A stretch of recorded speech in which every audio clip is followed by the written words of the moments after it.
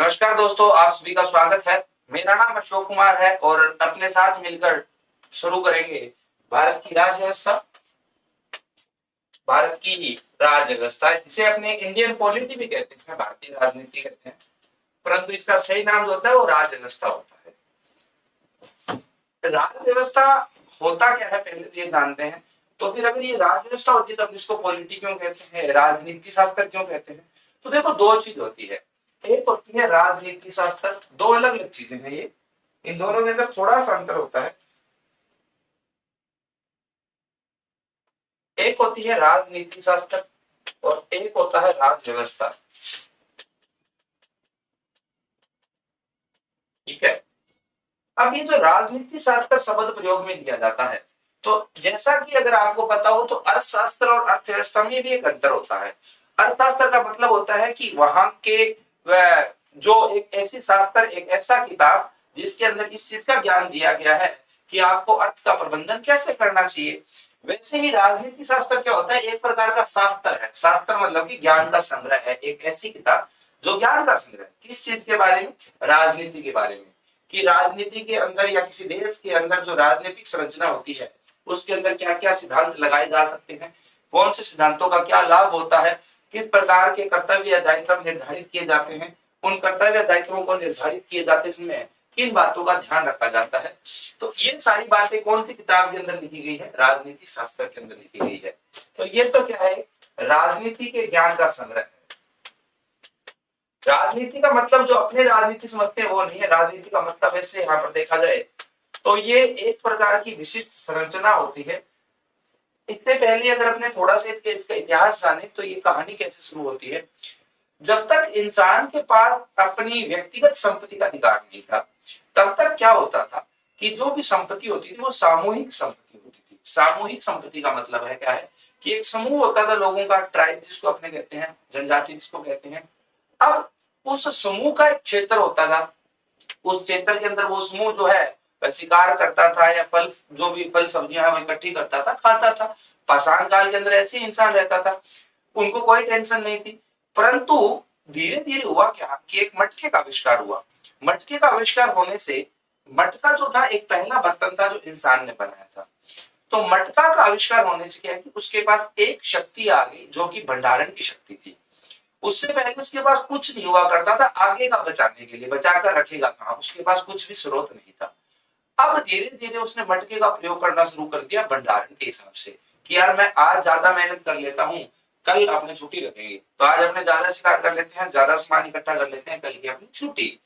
तो इस उद्देश्य के साथ उन लोगों ने क्या कर दिया, अपना अपना भंडारण करना शुरू कर दिया।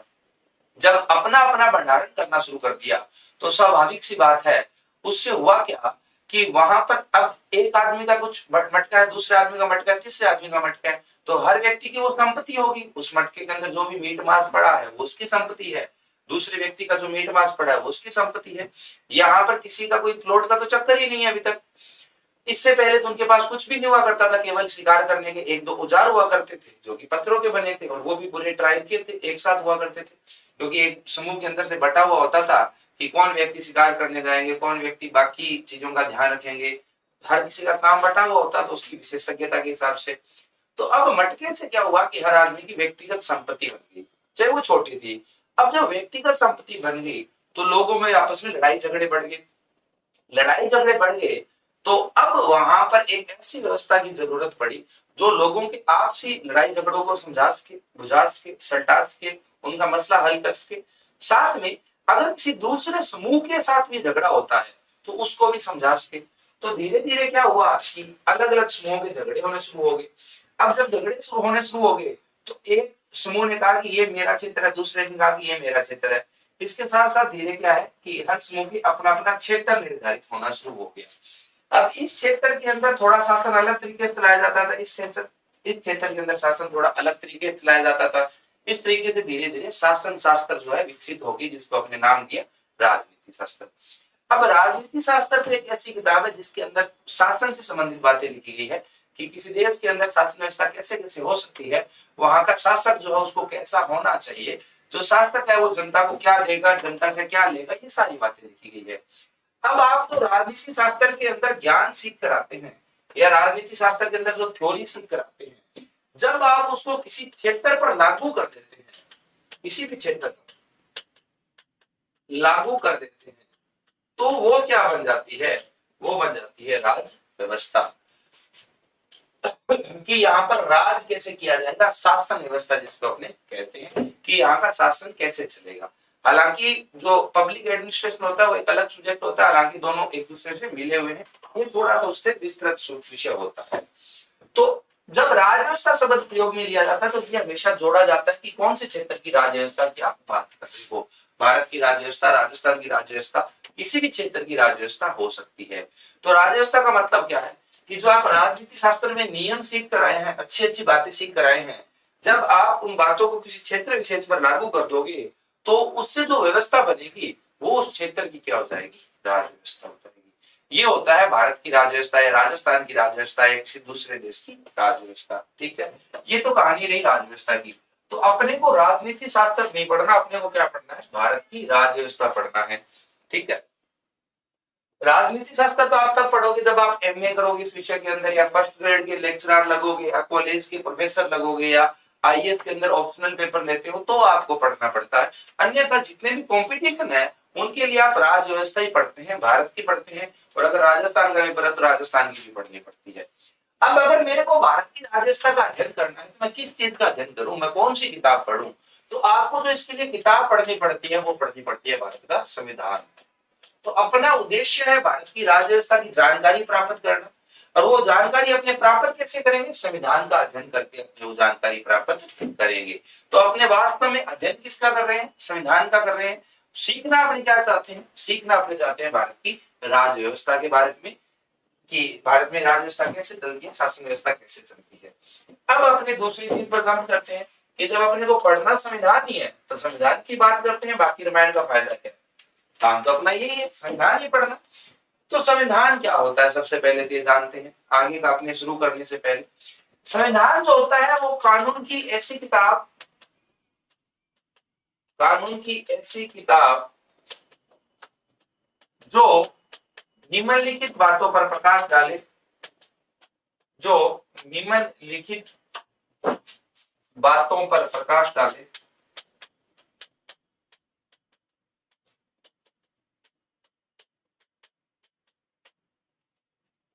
पहली बात तो ये किताब है जिसके अंदर अलग अलग कानून लिखे जाते हैं। कौन से कानून या किससे संबंधित कानून, पहली बात इसके अंदर जो सबसे बड़ी चीज होती है वो होती है कि आपका शासक कैसे चुना जाएगा।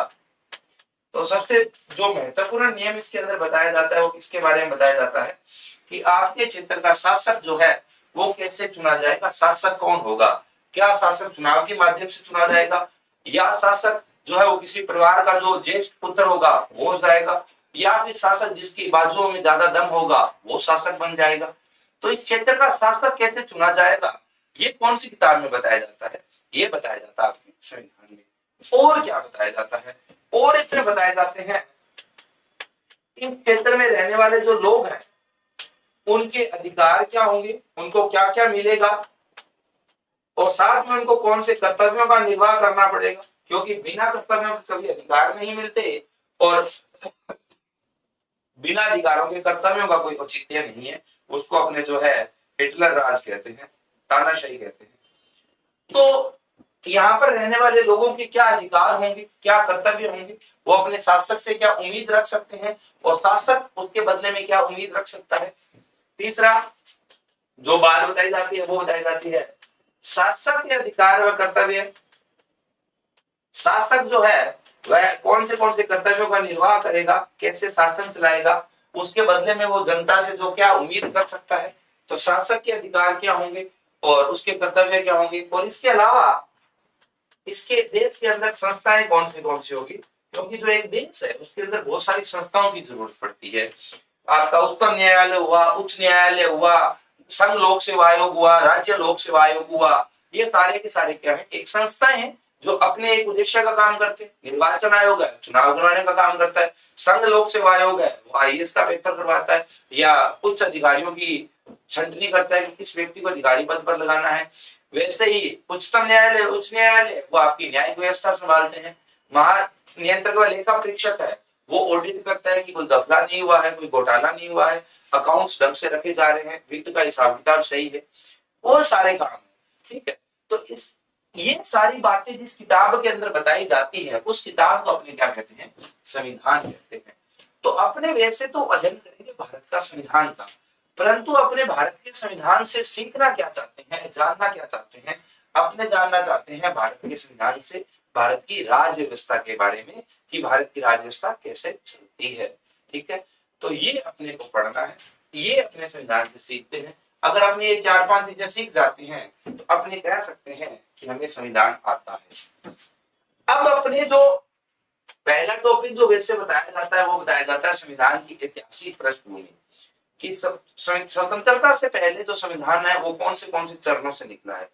परंतु ये जो टॉपिक है, ये टॉपिक वैसे अगर देखा जाए तो आधुनिक इतिहास का भाग है, क्योंकि 1909 में क्या हुआ, 1919 में क्या हुआ, 1935 में क्या हुआ, या 1862 के अंदर, 92 के अंदर क्या हुआ, वो वहां पर जो कानून बनाए गए थे, जो संविधान की ऐतिहासिक पृष्ठभूमि अपने कहते हैं, उन कानूनों का संदर्भ आप तभी समझ पाते हैं जब आपको इतिहास का पता होता है।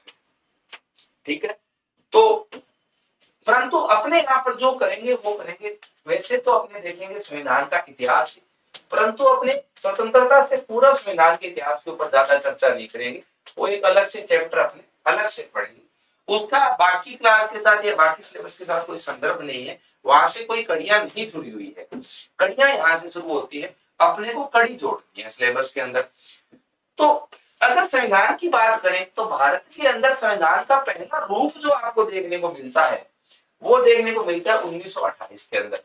1928 में एक रिपोर्ट आई थी जिसको नाम दिया गया मोतीलाल नेहरू रिपोर्ट। क्या नाम दिया गया? मोतीलाल नेहरू रिपोर्ट।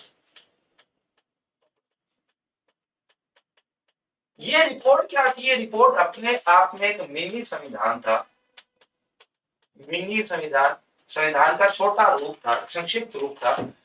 हुआ क्या था कि अगर आप लोगों ने इतिहास पढ़ा होगा तो आपको पता होगा कि 1927 के अंदर एक आयोग भारत में भेजा गया था जिसको अपने कहते हैं साइमन आयोग। साइमन आयोग जब भारत में आया था तो उसके सदस्य जो थे उनका विरोध वगैरह आप जानते हैं। उन्होंने चुनौती दी थी कि भारत के लोग तो अपना संविधान भी लिख भी नहीं पाएंगे, अगर भारत वालों को संविधान लिखने का मौका भी दे दिया जाए तो ये संविधान लिख भी नहीं पाएंगे। कुल मिलाकर उनका चुनौती देने का कारण ये था या लक्ष्य ये था, वो दिखाना चाहते थे कि भारत के लोग कैसे बेवकूफ है, इसलिए इनके हाथ में शासन नहीं दिया जा सकता। तो इस चैलेंज को स्वीकार किया भारत के कुछ नेताओं ने और कांग्रेस ने एक समिति का गठन किया, क्योंकि कांग्रेस में उस समय पर मुख्य प्रतिनिधि हुआ करती थी भारत के अधिकारों की। तो कांग्रेस ने एक समिति का गठन किया जिसको अपने नाम देते हैं मोतीलाल नेहरू समिति। मोतीलाल नेहरू जो है वही व्यक्ति है जो पंडित जवाहरलाल नेहरू के पिताजी थे। ठीक है, तो मोतीलाल नेहरू की अध्यक्षता में एक समिति बनाई गई और इस समिति ने अपनी जो रिपोर्ट सौंपी उसको नाम दिया गया मोतीलाल नेहरू रिपोर्ट। इसके अंदर बताया गया कि अगर आज हमें मौका दिया जाए तो हम कैसा भारत बना देंगे, हम कैसे कैसे नियम बनाएंगे, हमारी शासन व्यवस्था कैसी चलेगी। तो ये एक प्रकार का मिनी संविधान था। हालांकि यहाँ से अपने को कुछ सीखना नहीं, आप इसके बारे में जो प्रावधान है उनका अध्ययन इतिहास के अंदर करते हैं। इसके बाद बात आती है 1932 की। 1932 में कांग्रेस ने कराची अधिवेशन में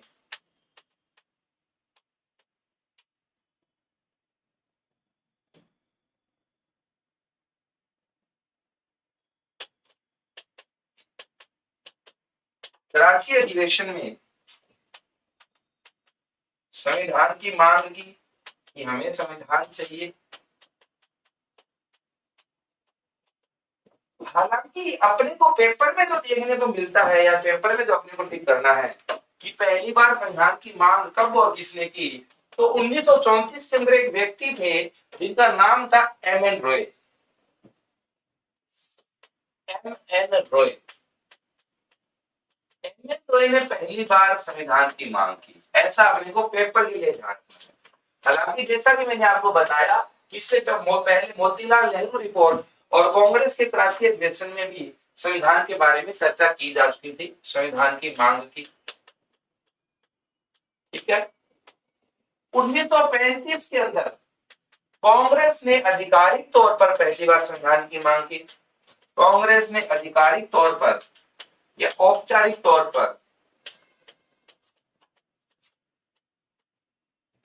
पर संविधान की मांग की।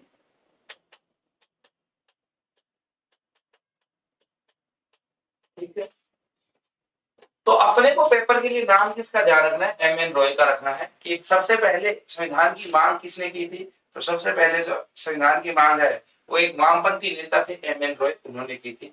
एक वामपंथी नेता थे, लेफ्ट के लीडर थे। अब 1935 के अंदर भारत सरकार अधिनियम आया जिसके तहत चुनाव करवाए गए। चुनाव करवाने के अंदर कांग्रेस दल जीता मुख्यतः, सरकार बनी। 1939 में द्वितीय विश्व युद्ध हुआ। द्वितीय विश्व युद्ध के अंदर जो ब्रिटेन के सहयोगी देश थे उन्होंने ब्रिटेन पर इस बात का दबाव बनाया कि हमें भारत का सहयोग लेना चाहिए या भारत को अपने पक्ष में लड़ने के लिए तैयार करना चाहिए। चूंकि जापान जो था वो ब्रिटेन के विपक्षी दल में था और जापान जो है वह इस अपने जिसको अपने दक्षिणी पूर्वी एशिया कहते हैं यहाँ पर अधिकार जमा रहा था। तो ब्रिटेन और उसके सहयोगी देशों को ये पता था कि अगर जापान दक्षिणी पूर्वी और चीन चीन का जो मंचूरिया वाला भाग है यहाँ पर अपना अधिकार क्षेत्र जमा लेता है तो उसके बाद जो है विपक्षी दलों को हरा पाना मुश्किल हो जाएगा। इसलिए वो चाहते थे कि भारत और दक्षिणी पूर्वी एशिया के अंदर जापान का सामना जो है वो भारत की सेना करे। परंतु उस समय पर जो कांग्रेस दल था उन्होंने साफ मना कर दिया था कि जब तक हमें ये पता नहीं चलता है कि स्वतंत्रता के बाद हमें क्या मिलेगा, सॉरी युद्ध के बाद हमें क्या मिलेगा, तब तक हम युद्ध में आपका साथ नहीं देने वाले हैं। तो इस बात के लिए विचार विमर्श के लिए ब्रिटेन के द्वारा अलग अलग यहाँ पर आयोग भेजे गए। जैसे एक आया वेबल प्लान जिसको अपने कहते हैं, एक आया अगस्त ऑफर, एक आया क्रिप्स मिशन, ऐसे करके 3-4 आए। उन सब के बारे में आप इतिहास में पढ़ते हैं। अंत के अंदर एक आयोग आया, एक मिशन आया 1946 के अंदर जिसको अपने कहते हैं कैबिनेट मिशन।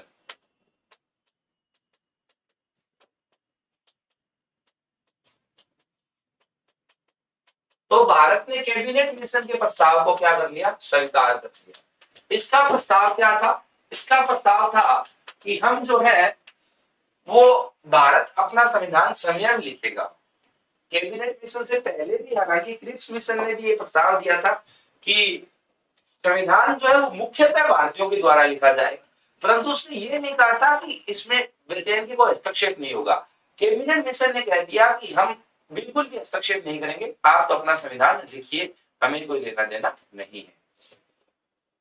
इस समय तक भारत के अंदर आजादी तय नहीं हुई थी। हालांकि इसके बाद थोड़े दिनों के बाद ही जो है ब्रिटेन के प्रधानमंत्री का एक व्यक्तित्व आता है और उन्होंने कहा कि हम भारत को आजादी देना चाहते हैं। उसके बाद माउंटबेटन योजना आती है जिसमें तारीख तय कर दी गई। हालांकि जो इटली का स्टेटमेंट था या ब्रिटेन के प्रधानमंत्री का स्टेटमेंट था उसमें भी तारीख तय की गई थी, परंतु वो 1948 की गई थी। उसके बाद जो है जब ये माउंटबेटन योजना आई तो तारीख को आगे किसका कर 15 अगस्त 1947 और वो सब इतिहास में आप जानते हैं।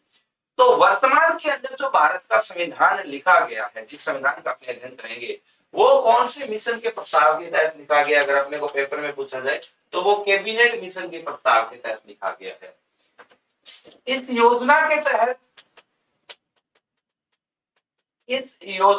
या कैबिनेट मिशन के तहत भारत का संविधान तैयार करने के लिए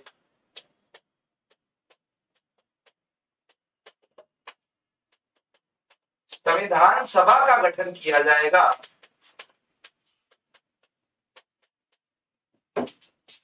संविधान सभा का गठन किया जाएगा। तो अब इन्होंने कहा कि भारत का संविधान भारतीय लिखेंगे, तो फिर समस्या वही कि भारतीय कौन से, भारतीय जनसंख्या 40 करोड़ है, किस किस को बुलाओगे लिखने के लिए और किसको आता है लिखना। हमारे यहाँ तो साक्षरता की दर 17% हुआ करती थी। तो इन्होंने कहा कि संविधान लिखने के लिए हम एक विशेष समिति का गठन करेंगे या एक समूह का गठन करेंगे। उस समूह को क्या नाम दिया गया, समूह को नाम दिया गया संविधान सभा। तो संविधान कौन लिखेगा, संविधान सभा लिखेगी। अब ये संविधान सभा क्या है, कैसे बनी, तो अगर संविधान सभा की चर्चा करें तो पहली बात तो संविधान सभा के अंदर जो कुल सदस्यता मानी गई वो मानी गई 389। तो संविधान सभा की कुल सदस्यता कितनी थी? 389। इस 389 को जो है वो दो भागों में बांटा गया। एक, इसके अंदर जो प्रतिनिधित्व आएगा वो आएगा ब्रिटिश भारत से।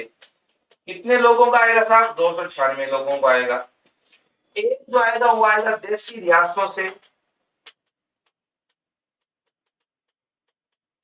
कितने लोगों का आएगा साहब? 93 लोगों का आएगा। अब ये ब्रिटिश भारत और देशी रियासतें क्या थी? देखो 1940 या उस समय का जो भारत था वो दो भागों में बटा हुआ था। भारत समझने के लिए अगर अपने देखें तो कैसे, ये अगर पूरा भारत है तो ये जो क्षेत्र था, मैं ये पूर्व पश्चिम नहीं केवल समझाने के लिए, ये जो क्षेत्र था यहाँ पर ब्रिटिश कंपनी अपने अधिकारियों के माध्यम से राज करती थी, अधिकारियों के माध्यम से शासन करती थी। तो जिस क्षेत्र के अंदर ब्रिटिश के अधिकारियों के माध्यम से शासन किया जाता था इसको अलग नाम दिया जाता था और इसे कहा जाता था ब्रिटिश भारत। तो ब्रिटिश भारत क्या था? भारत का वो क्षेत्र जहां पर ब्रिटिश कंपनी अपने अधिकारियों के माध्यम से शासन करती थी उसको अपने कहते थे ब्रिटिश भारत। जबकि कुछ क्षेत्र ऐसा था जो ब्रिटेन ने जीत तो लिया था या यहाँ के राजाओं ने ब्रिटेन की शक्ति को स्वीकार तो कर लिया था, परंतु इन राजाओं को गद्दी से हटाया नहीं गया था। हालांकि वो ब्रिटेन की छत्र छाया के अंदर या ब्रिटेन की शक्ति के अधीन रहकर ही कार्य कर रहे थे, स्वतंत्र नहीं थे, परंतु इनके अपने पदों से नहीं हटाया गया था। तो ये जो था इसको अपने कहते थे देशी रियासत। तो देशी रियासत वो क्षेत्र था जहाँ के राजाओं को ब्रिटेन ने जीतने के बाद भी हटाया नहीं था, गद्दी पर वो राजा आज भी बने हुए थे। तो यहाँ पर राजवंशों के द्वारा राज किया जाता था, हालांकि मुख्य शक्ति ब्रिटेन ही था, ब्रिटेन के अधीन रहकर ये काम कर रहे थे। ठीक है, ये कहानी है भारत की। तो अब इसके अंदर क्या बताया गया कि ये वाला जो क्षेत्र है इसमें से कुल कितने लोग आएंगे? 93 लोग आएंगे। और ये वाला जो क्षेत्र है इसमें से कितने लोग आएंगे? 296 लोग आएंगे। इतनी बात बताई गई है। ठीक है, तो कुल अपने संविधान सभा की सदस्यता होगी 389 लोग, उसमें 296 लोग ब्रिटिश भारत के आएंगे। ब्रिटिश भारत का मतलब है एक ऐसा क्षेत्र जहां पर ब्रिटिश जो है वो अपने अधिकारियों के माध्यम से राज करते थे। और 93 लोग जो है वो देशी रियासतों में से आएंगे, एक ऐसा क्षेत्र जहां पर आज भी राजाओं का राज था, हालांकि वो ब्रिटिश की शक्ति के अधीन रहकर ही कार्य कर रहे थे। इस 296 को आगे दो भागों में बांटा गया, 292 और 4 जो है वो आएंगे। इन चारों को अपने कहते हैं चीफ कमिश्नर के प्रोमिसेस या मुख्य आयुक्त के प्रांत। मुख्य आयुक्त के प्रांत, ये तो केवल एक शब्दावली है, ध्यान रखें, इसका ज्यादा अपने डिटेल नहीं करें। ये मुख्य आयुक्त के प्रांत कौन से हुआ करते थे? चार मुख्य आयुक्त के प्रांत, जहां से 4 सदस्य आने थे। एक था इसके अंदर दिल्ली, एक था अजमेर मारवाड़ या अजमेर, एक था बलूचिस्तान जो कि वर्तमान में पाकिस्तान के अंदर है, और एक था कुर्द। इन 4 जगहों से आएंगे। बाकी जो है ये 292 अलग सीटें हैं, ये 93 सीटें अलग है। इस तरीके से कुल 389 लोगों का चयन किया जाएगा। ये जो है 93 सीटें ये कैसी भरी जाएगी साहब? इसके लिए वहां का जो राजा है अपने प्रतिनिधि भेजेगा, अपने प्रतिनिधि भेजेगा। तो क्या हुआ, क्या नियम बनाया गया कि ये जो 93 देशी रियासतों का हिस्सा है, देशी रियासतों के कोटे की सीटें हैं, इनके अंदर वहां का जो अलग अलग राजा है, 93 राजा है, वो अपना अपना प्रतिनिधि भेज देंगे। चाहे तो खुद आ जाए, चाहे तो अपने प्रतिनिधि को भेज दे, उनकी इच्छा है। यहाँ 4 की समस्या नहीं है, मुख्य आयुक्त के प्रांत है, ब्रिटिश सरकार नियुक्त करेगी। ये जो 292 सीटें हैं इनका जो चयन है वो कैसे कराया जाएगा? चुनाव के माध्यम से किया जाएगा। तो चुनाव केवल कितनी सीटों पर कराने हैं? 292 सीटों पर कराने हैं। 4 मुख्य आयुक्त के हो गए। इन 93 के ऊपर तो कुछ भी कराने की जरूरत नहीं है, क्योंकि वहां का जो राजा है वो अपना प्रतिनिधि भेज देगा। और इस तरीके से कुल 389 लोगों की क्या बनेगी? एक संविधान सभा बनेगी जो भारत का संविधान लिखेगी। ठीक है, तो चुनाव अपने को 292 सीटों पर करवाने हैं। अब यहाँ पर थोड़ा सा और डिटेल पढ़ते हैं। 292 सीट पर चुनाव होगा तथा चुनाव की प्रक्रिया निम्नलिखित होगी। चुनाव होगा तथा चुनाव की प्रक्रिया निम्नलिखित होगी।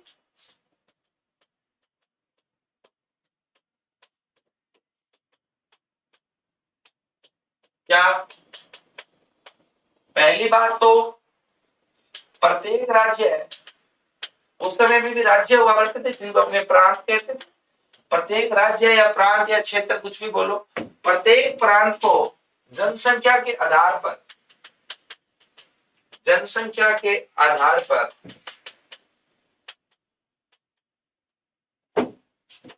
हिस्सा तय किया जाएगा, हिस्सा तय किया जाएगा। मतलब कि अगर कोई राज्य बड़ा है जहां पर ज्यादा जनसंख्या है तो 292 में से ज्यादा सीटें, आज भी वही होता है। अगर कोई बड़ा राज्य है तो वहां पर ज्यादा सीटें हैं, छोटा राज्य है तो कम सीटें हैं। स्वाभाविक सी बात है, बड़ा राज्य है तो जनसंख्या ज्यादा है तो वहां पर सीटें भी ज्यादा देनी पड़ेगी, छोटा राज्य जनसंख्या कम है तो सीटें भी कम देनी पड़ेगी। तो हर राज्य का जो है कोटा तय किया जाएगा सीट के आधार पर।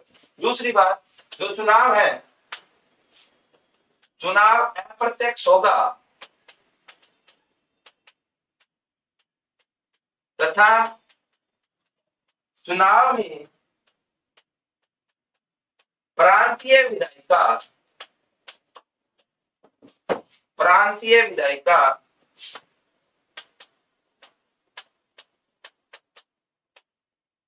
के सदस्य भाग लेंगे। तो कैसा आप चुनाव करवाओगे कैसे आप लोग? क्या चुनाव के अंदर हम भारत की जनता को नहीं चुनाव में भाग लेने की जरूरत है, ठीक है। हम तो क्या करेंगे कि अगर आपको पता हो तो 1919 के बाद और विशेष करके 1935 के बाद जो है वो प्रांतीय विधायिका या विधानसभाएं बन गई थी, है ना। तो क्या उन प्रांतीय विधानसभाओं के अंदर, जैसे मद्रास राज्य है तो मद्रास की एक प्रांतीय विधानसभा है, उसके अंदर जो सदस्य है वो किसी न किसी को चुनेंगे, केवल वही चुनाव में भाग लेंगे। क्योंकि ये जो प्रांतीय विधानसभा के लोग होते थे, माना यह जाता था कि जनता के प्रतिनिधि हैं। हालांकि वास्तविकता ये थी कि भारत की जनता का केवल 10% जो शीर्ष लोग थे उन्हीं को मत का अधिकार होता था। जो मतदान का अधिकार था वो संपत्ति, शिक्षा इनके आधार पर होता था। तो जिनके पास संपत्ति, शिक्षा नहीं थी उनको मतदान का अधिकार नहीं मिलता था। तो उन लोगों के माध्यम से प्रांतीय विधानसभा चुनी जाती थी सामान्य जनता के द्वारा, अपनी यही बोले, वास्तविकता कुछ और थी। और उस प्रांतीय विधानसभा के द्वारा उस राज्य के जो प्रतिनिधि होंगे संविधान सभा के अंदर उनका चयन किया जाएगा। तो इस चुनाव को अपने कौन सा चुनाव कहते हैं? अप्रत्यक्ष चुनाव कहते हैं। क्यों? क्योंकि संविधान सभा है भारत की, संविधान सभा प्रतिनिधित्व कर रही है भारत के लोगों का। क्योंकि संविधान किसके लिए लिख रहे हैं? भारत के लोगों के लिए। और भारत के लोग तो चुनाव के अंदर भाग ही नहीं ले रहे। भाग कौन ले रहा है? भारत के लोगों द्वारा चुने गए प्रतिनिधि चुनाव के अंदर भाग ले रहे हैं। तो जहां पर जिसके द्वारा चुना जा रहा है और जिसको चुना जा रहा है, अगर उन दोनों के बीच में कोई मध्यस्थ आ जाता है, चुनने वाला कौन है? भारतीय जनता। चुना किसको जा रहा है? भारत की संविधान सभा को। बीच में मध्यस्थ कौन आ गए? प्रांतीय विधानसभा वाले। ऐसा जो चुनाव होता है त्रिकोण वाला, इसको अपने कहते हैं अप्रत्यक्ष चुनाव। भारत के अंदर राष्ट्रपति का चुनाव अप्रत्यक्ष होता है, भारत के अंदर राज्यसभा का चुनाव अप्रत्यक्ष होता है, भारत के अंदर विधान परिषद का चुनाव भी अप्रत्यक्ष होता है, भारत के शहरों का मेयर का चुनाव भी अप्रत्यक्ष होता है। हालांकि इस बार अलग अलग राज्यों में मेयर की अलग अलग व्यवस्था होती है, तो राजस्थान में व्यवस्था बदली गई थी, ठीक है। तो ये सारी कहानी होती है। तो चुनाव पहली बात तो कौन से प्रकार का हुआ? अप्रत्यक्ष हुआ। राज्यों का कोटा किसके आधार पर निर्धारित किया गया? जनसंख्या के आधार पर निर्धारित किया गया। तीसरी बात, सीटों को 3 वर्गों में बांटा जाएगा।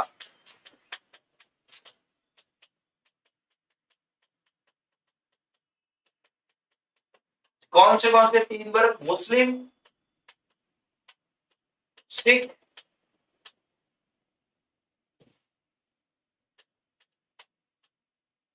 और सामान्य। मतलब कि बाकी सारे जो बच्चे उनको किसमें? सिख, सामान्य, ठीक है, यही होता है। अब यहां पर जो सिद्धांत लगाया गया जिसको अपने सेपरेट इलेक्टोरेट कहते हैं, जो 1909 के अंदर मौर्य मिंटो ने लागू किया था, उस सिद्धांत का यहां पर प्रयोग किया गया, जिसको अपने कहते हैं पृथक निर्वाचक मंडल। पृथक निर्वाचन मंडल के आधार पर 3 वर्गों के लिए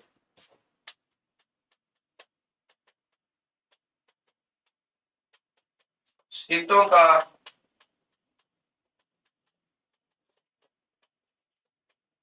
आरक्षण किया जाएगा।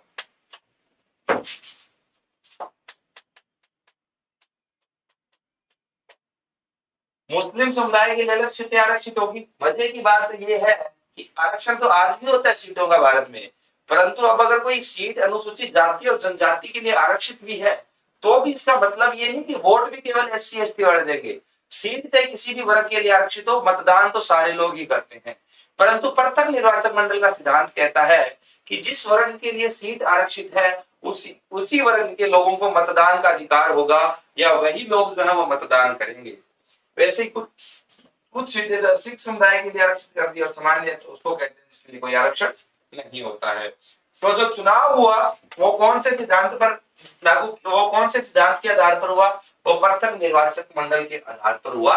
मतलब कि जिस वर्ग के लिए सीट आरक्षित है केवल उसी वर्ग के लोग मतदान करेंगे, बाकी लोग मतदान नहीं करेंगे। इस व्यवस्था को अपने कहते हैं पृथक निर्वाचक मंडल। ठीक है, तो इस तरीके से भारत की संविधान सभा जो है उसका चयन किया गया। कैसे किया गया आपको बताया गया है।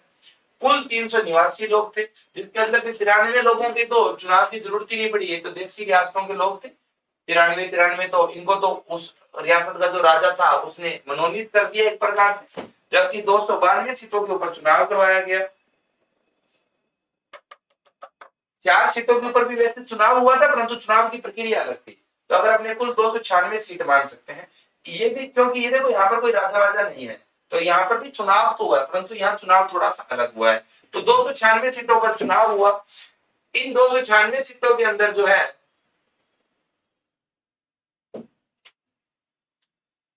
इन 296 सीटों के ऊपर चुनाव हुआ। चुनाव किस प्रकार का हुआ? अप्रत्यक्ष प्रकार का चुनाव हुआ।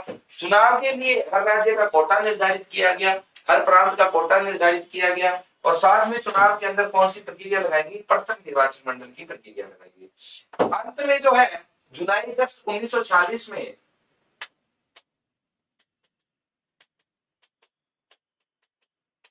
जुलाई अगस्त 1940 में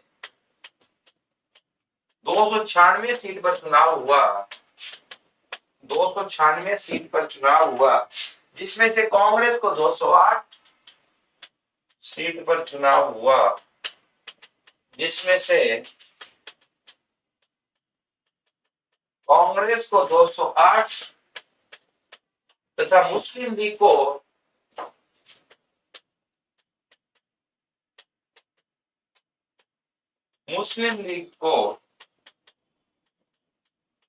73 सीट प्राप्त हुई।